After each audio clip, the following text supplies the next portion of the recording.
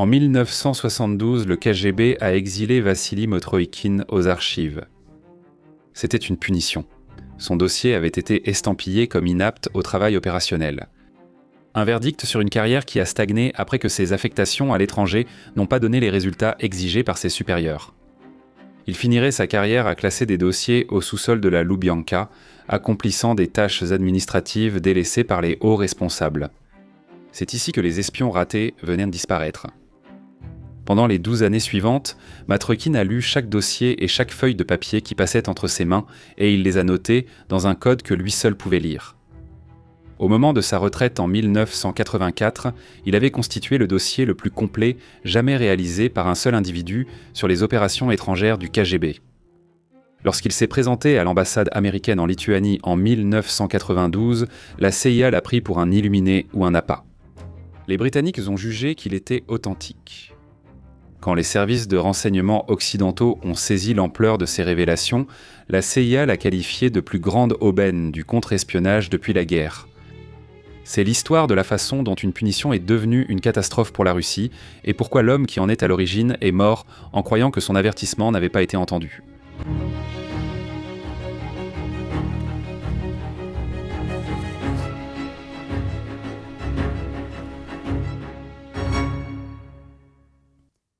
Deuxième de 5 enfants, Vassili Matroïkine est né le 3 mars 1922 à Ourasovo, un petit village du centre de la Russie.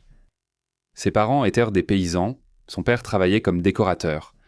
La révolution bolchevique a changé la trajectoire de la famille, permettant à Vassili d'accéder à l'éducation formelle et à des opportunités de carrière. Ainsi, il a adopté complètement l'idéologie bolchevique. Complètement. La dénonciation était un devoir civique, le collectif passait avant l'individu. Il avait 15 ans pendant la Grande Terreur, lorsque les purges de Staline ont emporté des centaines de milliers de citoyens soviétiques. Il a été témoin de l'échec de la collectivisation et de la famine qui a suivi. Cependant, il a gardé foi dans le système. Lorsque la Grande Guerre patriotique a éclaté en 1941, ses supérieurs l'ont réorienté de la formation d'artillerie vers l'Institut historique et archivistique de Moscou. Ils avaient en noté son talent, sa mémoire photographique et son obsession des documents. Il a obtenu son diplôme de la faculté de droit en 1944 et est immédiatement entré dans la police en tant que juriste, où il a contribué à réimposer le contrôle soviétique sur les territoires nouvellement libérés. Le travail impliquait de la violence et des dénonciations au quotidien. Lorsque la police secrète lui a proposé un poste en 1948, il a accepté sans hésiter. Il avait 26 ans et croyait fermement servir une cause supérieure. Il a été formé comme un tchéquiste à part entière et a été sélectionné pour la première direction principale, le département responsable de l'espionnage à l'étranger. C'était une mission prestigieuse. À cette époque, il a épousé Nina Mikhailovna, une femme de 2 ans, sa cadette, qui se formait pour devenir médecin et spécialiste universitaire. Elle espérait une affectation confortable à l'étranger, correspondant à la vie d'épouse d'un officier du renseignement à succès. Vassili le voulait aussi. Sa première affectation majeure à l'étranger comme officier du renseignement fut en Israël. L'État israélien, âgé de moins de 4 ans, construisait encore ses institutions et accueillait des vagues d'immigration du monde soviétique. Pour Staline, cela en faisait une cible. La première direction générale du KGB recrutait depuis des années parmi les juifs soviétiques immigrés en Israël. Quand Matroïkine est arrivée, elle avait déjà infiltré l'armée israélienne, le Parlement et les renseignements. L'opération était vaste. Le jeune service de contre-espionnage israélien était tout simplement submergé par l'ampleur de la tâche. Matroïkine n'était pas basé à la résidence principale. La station officielle du KGB opérait depuis l'ambassade soviétique à Tel Aviv, la maison Levin, que les officiers appelaient le château. Matroïkine travaillait depuis un poste plus petit et caché à l'intérieur de l'enceinte russe à Jérusalem, qui avait été rendue à l'église orthodoxe russe en 1948. Sa couverture était l'église elle-même. En apparence, il jouait le rôle d'un prêtre. Peut-être réfléchissait-il pour la première fois à la moralité de son travail. Il a développé une haine envers l'exploitation de l'Église par le KGB, une corruption totale de quelque chose de sacré. Sa tâche consistait à gérer un réseau d'agents liés au parti Mapam, un mouvement politique de gauche qui avait une véritable influence au sein de l'establishment israélien. Ce réseau comprenait des personnes haut placées, y compris des membres de la Knesset, des officiers de l'armée et d'autres du même genre. Cela semblait être une grande opération pendant un moment. Puis il s'est soudainement effondré. Au début des années 1950, le contre-espionnage israélien avait identifié le réseau et l'avait neutralisé. Les agents arrêtés, la couverture de la station compromise. Moscou a fait retomber ses évaluations sur les officiers traitants. Ils ont affirmé qu'un espionnage bâclé, un excès de confiance et des officiers ayant dépassé les limites étaient responsables. Le dossier personnel de Matroïkine est revenu avec un verdict qui le suivrait pour le reste de sa carrière. Il disait qu'on sent qu'il était trop jeune, peu formé et trop zélé. Le coup de grâce est venu en février 1953 lorsqu'un groupe sioniste militant a fait exploser la maison Lévin. Moscou a rompu ses relations diplomatiques avec Israël et Matroïkine a été renvoyé chez lui. Il n'a jamais eu d'autre affectation longue durée. Tout ce qu'on lui a donné, ce sont de courtes missions avec un accès limité au Pakistan et aux Pays-Bas. Les méchants, sachant qu'il n'avait aucune réelle responsabilité, sa carrière était au point mort. Le 13 novembre 1953, son fils Vladimir est né.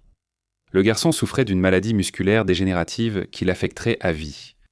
Quand Matroïkine a sollicité ses supérieurs du KGB pour un meilleur traitement médical, ils ont refusé. Le ressentiment a commencé à grandir. En 1956, Nikita Khrouchtchev a prononcé son célèbre discours secret. Le dirigeant soviétique dénonçait les crimes de Staline et promettait un avenir meilleur. Matroïkine n'était pas impressionné. Les mêmes hommes qui faisaient ces promesses étaient ceux-là même qui avaient été complices de la terreur, tout comme lui. Sa dernière mission opérationnelle fut les Jeux olympiques de Melbourne en 1956, où il faisait partie d'une petite armée d'officiers du KGB déployés sous couverture diplomatique. La véritable raison de sa présence était d'aider à empêcher les athlètes soviétiques de faire défection vers l'Ouest. Comme c'est révélateur. Lorsqu'il est revenu, le verdict final est tombé. Son dossier a été marqué de la phrase qui mettait fin aux carrières « non apte au travail opérationnel ». Son destin était d'être envoyé au service des archives opérationnelles dans les sous-sols de la Loubianka. C'est là que les officiers déchus allaient en disparaître et Vassili Matroïkine le savait. Pour ses collègues, Vassili Matroïkine n'était plus qu'un gratte-papier obsédé par les procédures de classement. C'était juste un homme qui distribuait des dossiers par une trappe sans causer de problème. Les archives du KGB abritaient une vaste collection de documents méticuleusement organisés qui constituaient le cœur administratif et opérationnel de l'appareil de renseignement soviétique. La première direction générale à elle seule produisait 3 millions de documents par an. Ces dossiers couvraient tout au moins des décennies d'histoire et concernaient beaucoup des opérations d'espionnage sous couverture profonde à la surveillance des citoyens ordinaires. Pendant les 2 années suivantes, Vassili a travaillé sans relâche dans ce sous-sol, mais les rouages dans sa tête et dans son cœur tournaient. En octobre 1958, il a commis un petit acte de défi qui allait déclencher une vie de protestation et de dissidence. Il a écrit une lettre anonyme à un journal soviétique pour protester contre le traitement réservé au poète Boris Pasternak après la publication de son roman Docteur Jivago. L'auteur a été ostracisé après que son œuvre ait été jugée pas assez pro-communiste.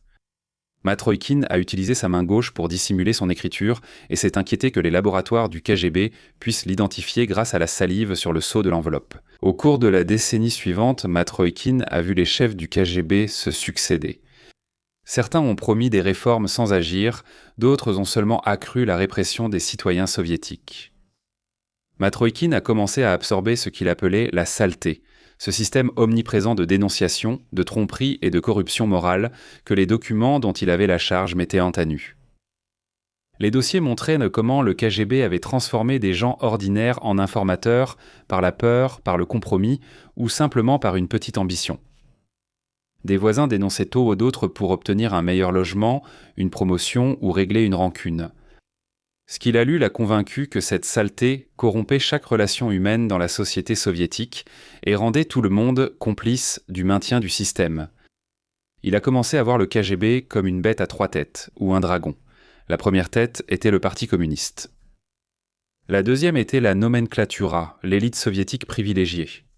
La troisième, qu'il détestait le plus, était son propre employeur, le KGB tchèque. Il a absorbé de la littérature interdite, y compris Solzhenitsyn et la pièce Le Dragon, et en est venu à se considérer comme un dissident secret, suivant l'ancienne tradition russe d'écrire pour le tiroir. c'est-à-dire créer des chroniques sans perspective immédiate de publication, dans l'espoir qu'elles puissent un jour atteindre le monde extérieur. En 1967, il a reçu une dernière affectation à l'étranger, cette fois aux archives du KGB en Allemagne de l'Est. Il était au premier rang pendant le printemps de Prague en Tchécoslovaquie. Il savait déjà comment cela finirait parce qu'il avait lu les dossiers. Le KGB avait travaillé sans relâche pour saper les réformateurs, lançant une opération baptisée Progress afin d'infiltrer et de discréditer le mouvement de l'intérieur. Lorsque les chars soviétiques, quand ils sont entrés le 21 août 1968 pour écraser la dissidence, Matroïkine a compris une chose clairement, la réforme de l'intérieur était impossible. La véritable priorité de la première direction générale n'avait jamais été de lutter contre l'espionnage occidental, c'était la répression interne. Les hommes qui dirigeaient le système n'allaient en pas changer. Il est retourné à Moscou et aux archives en 1972. Cette année-là, la première direction principale a commencé à déménager des caves exiguës de la Loubianka vers un nouveau complexe spécialement construit dans les bois à l'extérieur de Moscou, à Yesenievo, que les officiers appelaient la forêt. Matroïkine, désormais colonel à part entière, fut chargé de superviser le transfert d'environ 300 000 dossiers. Il savait que sa mémoire photographique ne suffirait jamais. Il commença à prendre des notes en écriture minuscule, utilisant un code sténographique personnel qui compressait l'information dans le minimum d'espace possible. Quand des collègues entrèrent à l'improviste, il froissait ses notes et les jetait à la poubelle. Chaque soir, une fois tout le monde rentré, il ramassait les papiers froissés. Le système de sécurité du siège du KGB visait à empêcher les agents de sortir clandestinement des dossiers originaux. Les gardes vérifiaient les mallettes et les sacs, mais ils prenaient rarement la peine de fouiller un superviseur principal de confiance qui travaillait pour l'organisation depuis des décennies. Matroïkine a exploité cette faille, bourrant des morceaux de papier dans la poche de sa veste, son pantalon et même dans les semelles de ses chaussures. Il était sélectif quant à ce qu'il copiait. Il devait recevoir le volume. Il voulait un jour exposer la répression, alors il se concentrait sur les méthodes de dénonciation, les réseaux d'informateurs et les opérations contre les dissidents et les groupes religieux. Il copiait la correspondance entre le centre de Moscou et ses résidences à l'étranger, recueillait des détails sur les agents du KGB opérant en Iran, au Pakistan, en Inde, aux États-Unis et en Grande-Bretagne, et documentait les mensonges soviétiques sur la guerre en Afghanistan. Le matériel le plus important qu'il a rassemblé est arrivé au milieu des années 1970 lorsqu'il a été choisi pour superviser le transfert des dossiers de la direction S, les archives des agents illégaux du KGB infiltrés en profondeur. C'étaient les secrets les mieux gardés de l'agence. Il avait soudainement accès aux vrais noms, aux noms de code et aux détails des faux passeports des espions infiltrés opérant dans tout le monde occidental. La semaine, les fragments de documents de contrebande étaient cachés sous le matelas de son appartement du 9e étage à Moscou. Le week-end, il parcourait 76 km hors de Moscou jusqu'à la datcha familiale à Ourasovo. Là-bas, il tapait ses notes sur une petite machine à écrire portable qu'il appelait Erika. Il savait que le KGB surveillait l'achat de rubans encreurs pour machines à écrire, alors il restaurait les anciens en les traitant avec du jus de fruits concentré. À chaque volume fini, il l'enterrait sous le plancher de la datcha dans des conteneurs métalliques toujours plus grands. Nina. Sa femme Nina ne savait rien de ce qu'il faisait. Vassili a gardé le secret pour lui, sans le révéler à sa femme ni à son fils Vladimir, pour ne pas les mettre en danger. Son travail a eu un impact psychologique énorme au fil des années, Vassili devenant totalement paranoïaque à l'idée d'être découvert.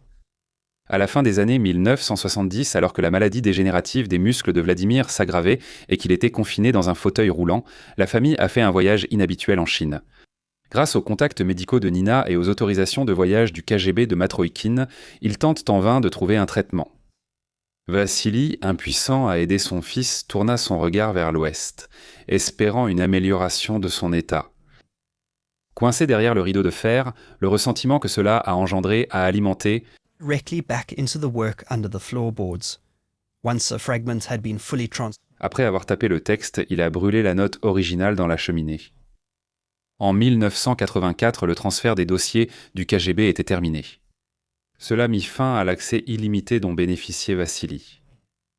Ayant rédigé 10 volumes dactylographiés complets et accumulé 30 grandes enveloppes de documents encore à organiser, l'œuvre de sa vie touchait à sa fin. Il était temps pour lui de prendre sa retraite et de passer à la prochaine étape de son plan. Lorsqu'il quitta le KGB, Vladimir Khrouchtchev, chef de la première direction générale, lui remit une note officielle de remerciement pour ses services irréprochables auprès des autorités de la sécurité d'État. Vassili Matroïkine savait qu'il lui restait beaucoup à faire. Il continuait à travailler en secret, tapant ses notes restantes. Il prévoyait d'intituler la série sur les traces de la saleté. Pour lui, les réformes de Gorbatchev, la perestroïka et la glasnost n'étaient pas qu'un écran de fumée. L'idéologie tchéquiste persistait inchangée sous la surface. Ce dont il avait besoin, c'était d'une porte de sortie. Le mur de Berlin est tombé en novembre 1989. L'URSS elle-même s'est désintégrée en 1991, emportant avec elle les contrôles aux frontières. En mars 1992, alors qu'il avait 70 ans, Matroïkine était monté à bord d'un train de nuit de Moscou à Riga, en Lituanie. Il s'est habillé comme un clochard, tirant un sac à roulettes sale contenant des documents et une réserve de saucisses. Il espérait que ses vêtements ternes le rendraient discret. La frontière restait un problème. L'Union soviétique s'était effondrée, mais son ombre ne s'était pas dissipée. Les troupes de l'armée rouge étaient toujours présentes en Lituanie. Les réseaux d'informateurs du KGB restaient actifs. Il a d'abord essayé l'ambassade américaine, mais le hall était envahi de personnes cherchant l'asile. Il a finalement réussi à parler à quelqu'un, expliquant son passé au KGB et montrant des échantillons de ses documents. L'officier de la CIA l'a pris pour un cinglé. Frustré mais pas découragé, Matroïkine est parti et s'est tourné vers l'ambassade britannique à Vilnius à la place. Cette fois, le hall était calme. Il a donné un faux nom et a expliqué qu'il avait été membre de la première direction générale et qu'il détenait des volumes de documents sur les opérations du KGB en Occident. Un jeune diplomate russophone l'a écouté attentivement, a posé des questions et, selon la tradition britannique, lui a offert une tasse de thé. Le diplomate s'est rendu à Berlin pour envoyer un message sécurisé à Londres.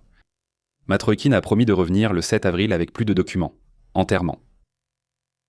À Berlin, le MI6 était sceptique. Il pensait en eux qu'il pouvait être un Dangle, un officier loyal du KGB chargé de tester ou tromper les renseignements occidentaux. Ils ont envoyé 2 agents pour le rencontrer à Vilnius. Ils étaient reconnus uniquement comme James, officier vétéran, et Robert, d'origine russe. Robert a conclu dès la première rencontre que Vassili Matroïkine était authentique.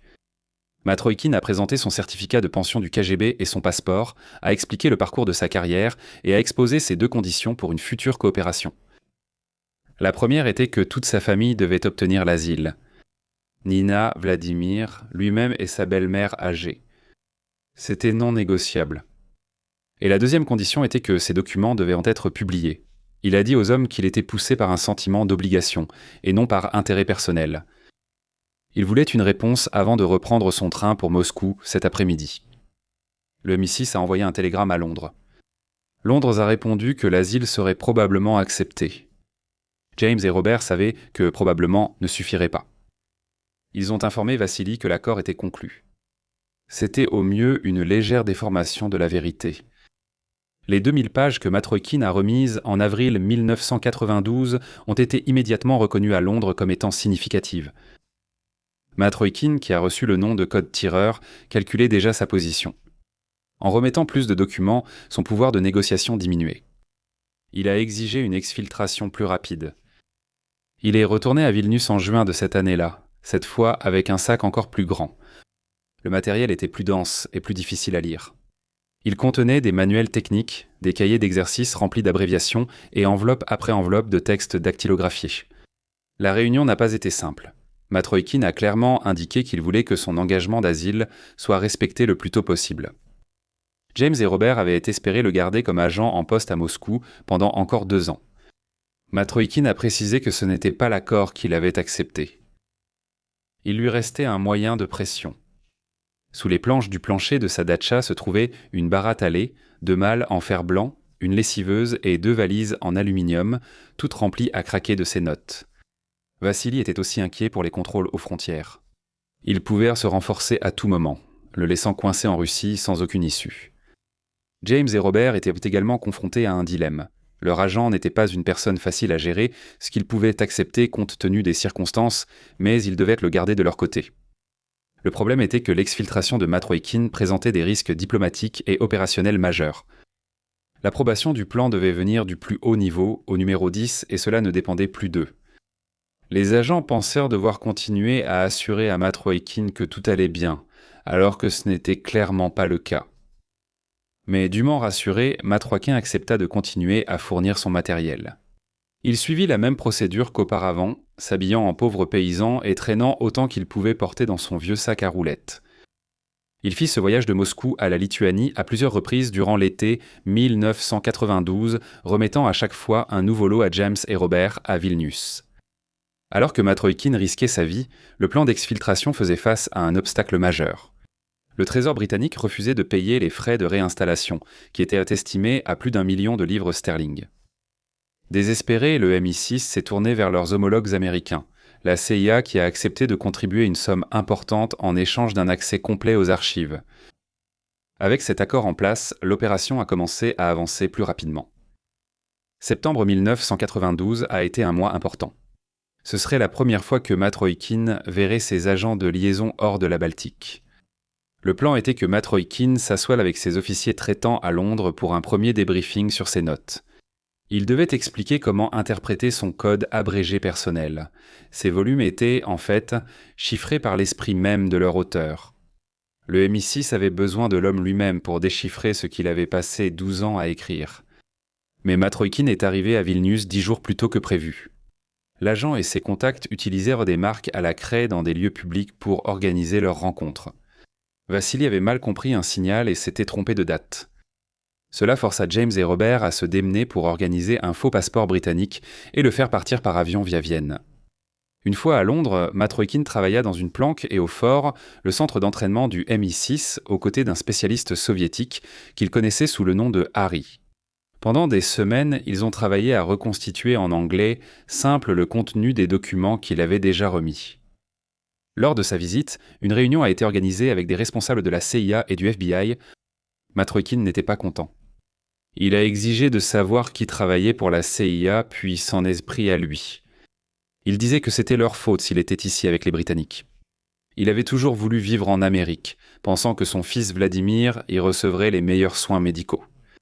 Il avait un autre grief. Il avait laissé aux Américains une copie de son étude sur l'Afghanistan, le volume qu'il considérait comme son chef-d'œuvre, le document qu'il avait toujours voulu utiliser comme carte de visite. Il voulait le récupérer. La tension était palpable lorsque l'officier américain s'excusa et promit de vérifier où il se trouvait. Finalement, Matt Roykin est retourné à Moscou en octobre 1992 pour enfin dire à Nina ce qui se passait, ou du moins ce qu'elle avait besoin de savoir. On ne peut qu'imaginer comment cette conversation s'est déroulée, mais Nina a accepté de jouer le jeu. Cela signifiait abandonner sa carrière médicale et tout ce qu'elle avait construit à Moscou. Vassili n'en a rien dit à Vladimir ni à sa belle-mère. Il a estimé qu'il refuserait ou compromettrait involontairement l'opération. La date de l'exfiltration a finalement été fixée au 7 novembre 1992, le 75e anniversaire de la révolution bolchevique. Le plan était que la famille prenne un train pour la Lituanie sous prétexte que Vladimir se rendait à un traitement médical spécialisé. Il devait ensuite aller en voiture au port de Klaipėda, puis prendre un bateau pour la Suède. La famille est montée dans le train à Moscou. Matt Roykin, Nina, Vladimir dans son fauteuil roulant et la belle-mère âgée. James et Robert les ont retrouvés à la gare de Vilnius, où ils ont rapidement été conduits dans un petit véhicule jaune marqué Baltic Tour. Ils sont allés vers la côte baltique, suivis par les contacts lituaniens dans une autre voiture. Au dock de Klaipėda, la belle-mère était déjà devenue soupçonneuse. Pendant le trajet, elle avait demandé à Robert pourquoi un assistant médical portait une Kalachnikov. Mais la vraie crise a eu lieu à la passerelle. Lorsque Vladimir a été transféré du minibus à son fauteuil roulant près du bateau, il a compris ce qui se passait réellement. Son père menait une vie totalement secrète. Il s'est mis à crier de toutes ses forces « Tu es un espion, un traître !»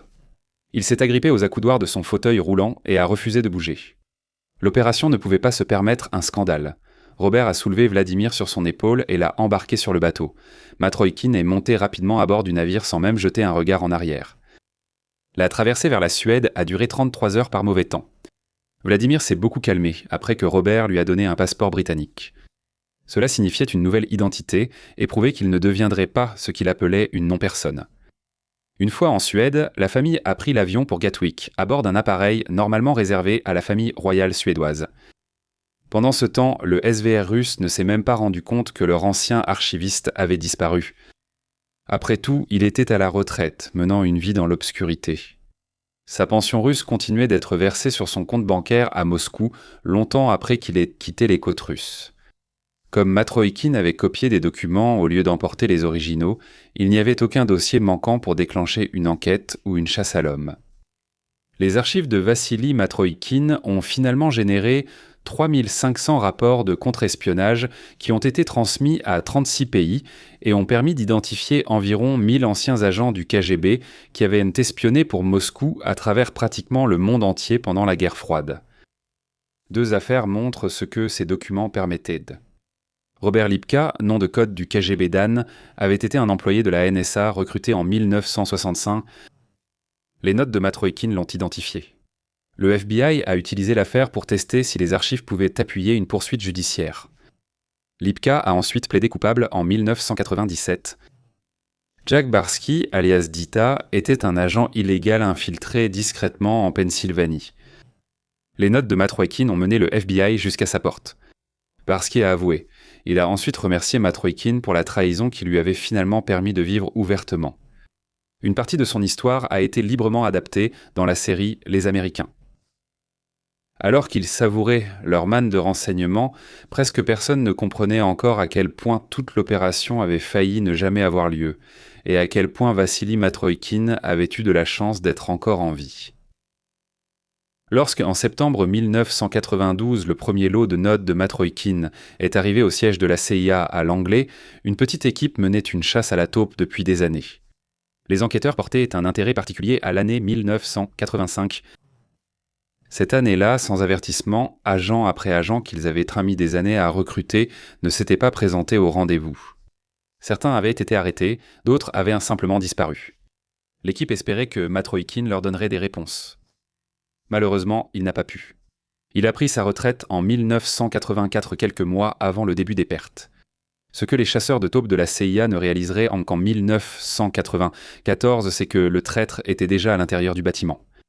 Il s'appelait Aldrich Ames. Il s'était rendu à l'ambassade soviétique en avril 1985 et avait vendu tout le réseau d'agents soviétiques de la CIA. Aldrich Ames était toujours à son bureau lorsque Matroïkine était assis dans le hall de l'ambassade américaine à Riga. Si les Américains ne l'avaient pas repoussé, Aldrich Ames l'aurait presque certainement appris. L'officier de la CIA, qui avait écarté Matroïkine comme un vieil homme racontant des absurdités copiées, lui avait, sans le savoir, probablement sauvé la vie. Avec Matroïkine et sa famille relativement en sécurité au Royaume-Uni, il était temps de satisfaire à sa deuxième condition pour faire défection. Il voulait que son travail soit publié. Publié. Le MI6 a choisi le professeur Christopher Andrew, un historien du renseignement à Cambridge, pour coécrire le livre en octobre 1995. Matroïkine et le professeur Andrew ont passé 3 ans ensemble, à travailler en secret pour produire le manuscrit. Le processus éditorial a complètement brisé leur relation. Matroïkine voulait que le matériel soit publié brut, sans fioriture et sans commentaire. Il croyait que les documents parlaient d'eux-mêmes. Il a accusé le MI6 de le traiter comme une fourmi et de l'avoir mené en bateau comme un singe russe avec des promesses d'argent. Il a même menacé de recourir à des avocats pour bloquer la publication. Il s'interrogeait sur la propriété des droits d'auteur et était agacé qu'André soit cité avant lui comme auteur. Pendant cette période, l'épouse de Vassili, Nina, a été diagnostiquée avec une maladie du motoneurone et son état s'est rapidement détérioré. Elle est décédée en octobre 1999, peu de temps après la sortie du livre. Matroïkine a accepté, malgré tout, d'utiliser son vrai nom. Les archives Matroïkine, le KGB en Europe et en Occident, ont été publiées en septembre 1999. Il a clairement exprimé ce qu'il voulait vraiment de son livre. Des procès pour les anciens hauts responsables du KGB et de l'Union soviétique, quelque chose d'équivalent à Nuremberg, et non la poursuite de simples agents subalternes. On n'utilise pas un roi pour tuer un cafard, a-t-il dit un jour. Son souhait ne serait jamais exaucé. Les médias britanniques se sont quasi exclusivement focalisés sur une seule révélation. Melita Norwood, nom de code Ola, était une arrière-grand-mère de 87 ans vivant dans le sud de Londres. Elle fut l'agent soviétique ayant servi le plus longtemps au Royaume-Uni, passant des décennies à divulguer des secrets atomiques alors que le MI5 avait cessé d'enquêter depuis longtemps. Les tabloïds l'appelaient la super mamie espionne. C'était l'espionne qui venait de la coopérative. Aux États-Unis, les gros titres se concentraient sur les opérations de sabotage prévues par le KGB contre les États-Unis et sur leur cache d'armes dissimulées, incluant peut-être même des armes nucléaires portatives. Matroïkine n'avait pas risqué sa vie pour cela. En Russie, la réaction officielle a rejeté tout le livre comme étant un ramassis de sottises. La Russie a été prise au dépourvu par la publication des archives. Ils ignoraient encore que Vassili était parti au Royaume-Uni. La réaction du SVR a été de discréditer et de nier, affirmant que Vassili n'avait en aucun cas le type d'accès à l'information qu'il prétendait avoir. Matroïkine voulait d'abord que son travail touche un public russe.